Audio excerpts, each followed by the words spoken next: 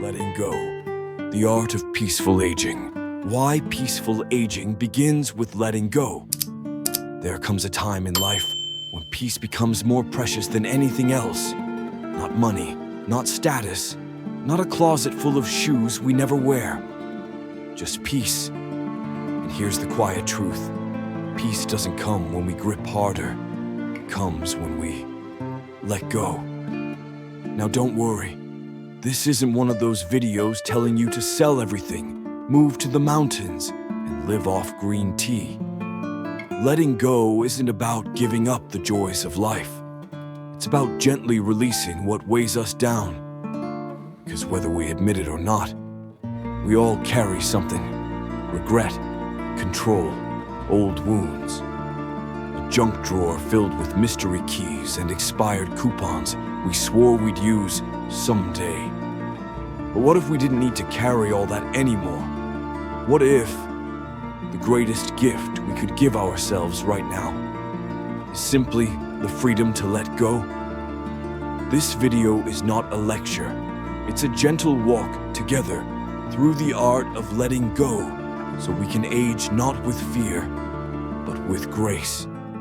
So take a deep breath, loosen your shoulders, set down what you can, even just for today. Let's begin. Part 1, letting go of regret. Let me tell you a story. Her name was Helen, 83 years old. Bright blue eyes, always a cup of tea nearby. Helen once told me, I've made peace with most of life, but there's this one thing I just can't seem to forgive myself for. She had made a choice decades ago that changed the course of her family. And though life had moved on, she hadn't. The guilt still sat in the back of her heart like an uninvited guest who refused to leave. Now maybe your story is different. But if you've lived long enough, chances are you've picked up a regret or two.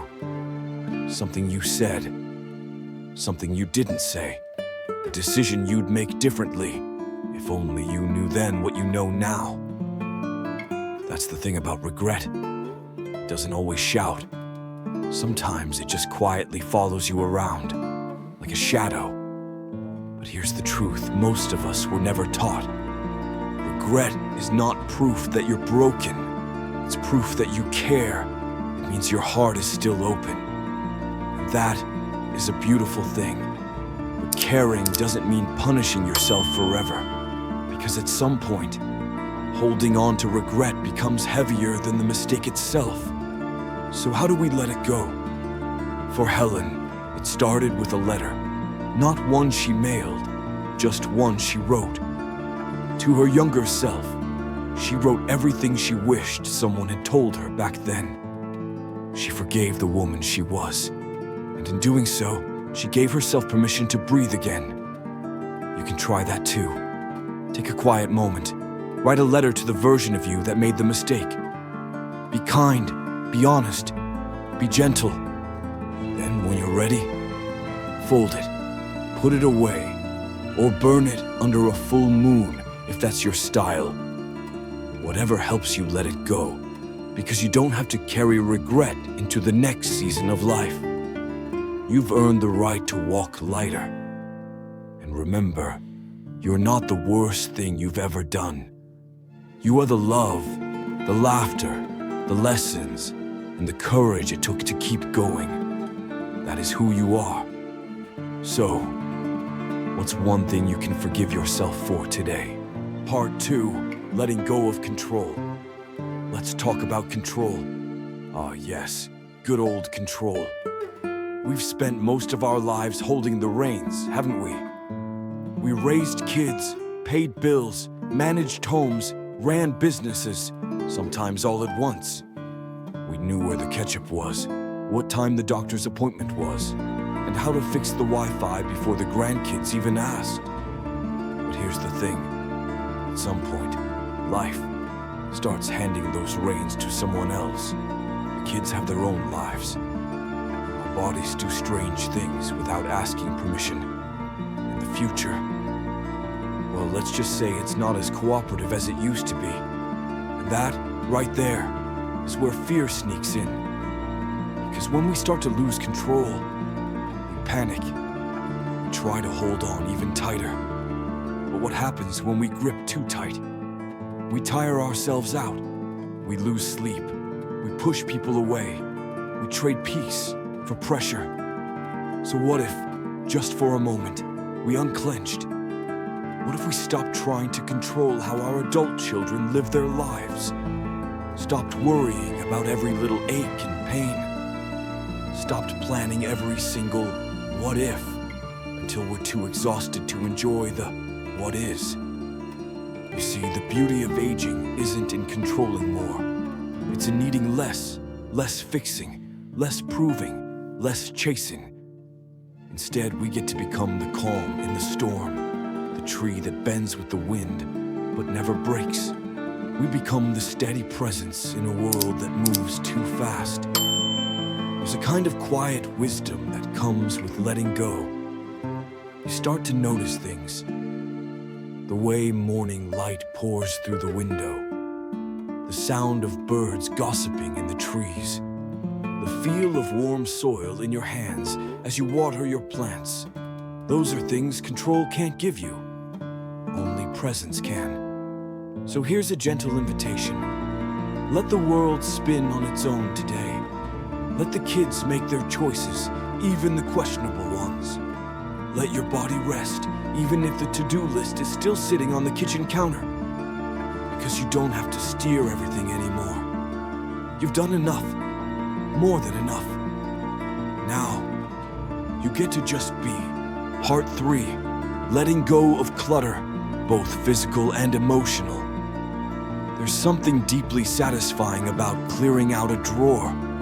You know the one, full of random batteries, expired coupons, 3 pairs of scissors, and a key to, we still don't know what. Now imagine doing that, not just in your home, but in your heart. Let me tell you about George. He's 78, lives alone in the house he and his wife bought 50 years ago. One day he decided it was time to clean the attic. At first it was just dust and boxes. But soon he found memories, old letters, baby shoes, a wedding dress, and with every item he touched, a wave of emotion came rolling in. He told me, "I thought I was just decluttering the attic, but somewhere between the photo albums and the forgotten Christmas ornaments, I started decluttering my soul." You see, clutter isn't just physical, it's emotional too. We hold on to things that no longer serve us. Old grudges, outdated beliefs. The voice in our head that says, "You're too old for that." Well, guess what? That voice needs to go in the donation pile. Letting go of clutter, whether it's an unused casserole dish or an old guilt, creates space. Space to breathe, to move, to welcome something new. No, you don't have to throw away everything. Some things are treasures. But ask yourself gently, does this bring me peace or weight? If it's weight, it might be time to release it. Start small. 1 drawer, 1 shelf, 1 thought. You don't have to do it all in a day. Just begin. Because every time you let something go, physically or emotionally, you're not losing. You're gaining space for something lighter, something better. George. He donated 6 boxes, recycled 2, and kept 1 for his favorite memories. And then he made a cup of tea, sat by the window and said, "It feels like I can breathe again." So, what might you let go of today, just to make room, to breathe? Part 4. Letting go of expectations. Let's be honest. Most of our disappointment in life doesn't come from what happened. It comes from what we thought was supposed to happen. We expected someone to call. They didn't. We thought the holidays would bring the whole family together. Instead, we got a text message and a photo. We imagined our children would take our advice.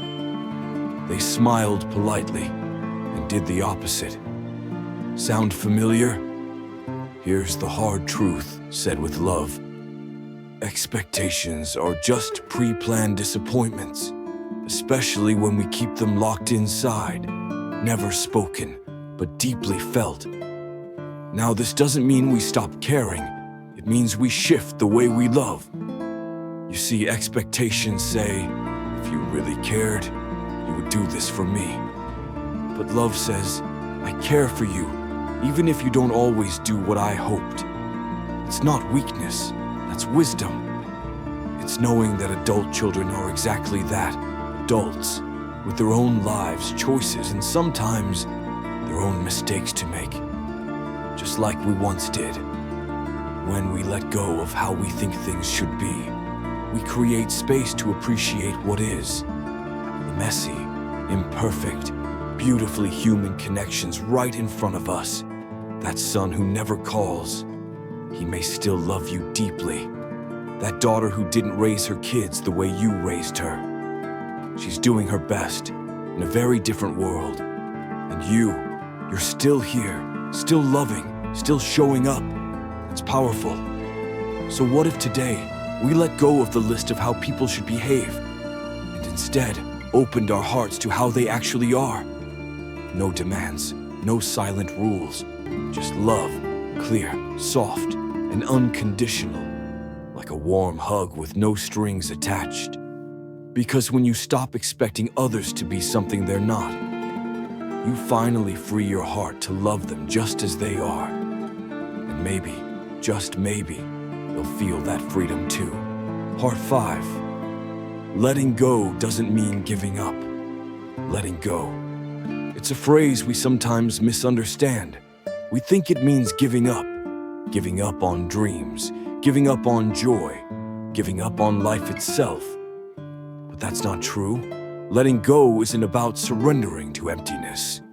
It's about choosing peace instead of struggle, choosing calm instead of chaos. Because here's the beautiful truth. There is still so much life to enjoy.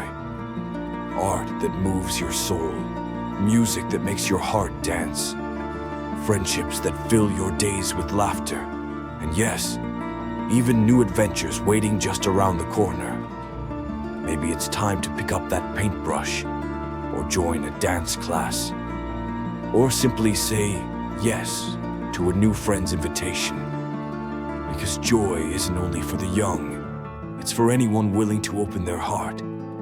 So, as you let go of the old, let in the new, the light, the laughter, the moments that make your spirit sing. Remember, letting go doesn't mean giving up. It means making room for what truly matters. And what matters most is living fully, loving freely, and finding peace right here, right now. So, take that deep breath, step forward with courage, and dance. Dance like no one's watching, because this is your time, your beautiful, peaceful time, the gift of letting go. As we come to the end of this journey, remember this. Every time you let go, you take a step closer to inner peace. It's not about losing, it's about gaining freedom. Freedom to breathe, freedom to rest, freedom to simply be. So right now, I invite you to close your eyes, take a deep, slow breath in, and let it out, and ask yourself gently, today, what am I ready to let go of? There's no rush, no judgment, just the quiet knowing that whatever you release, you make space for something new, something lighter, something healing. Imagine a sunrise over a calm ocean, birds soaring into the wide open sky. That peace, that freedom is waiting for you. Because letting go is not losing. It's freeing your soul to finally come home. Thank you for being here. And may your journey of peaceful aging be filled with grace, love, and endless light.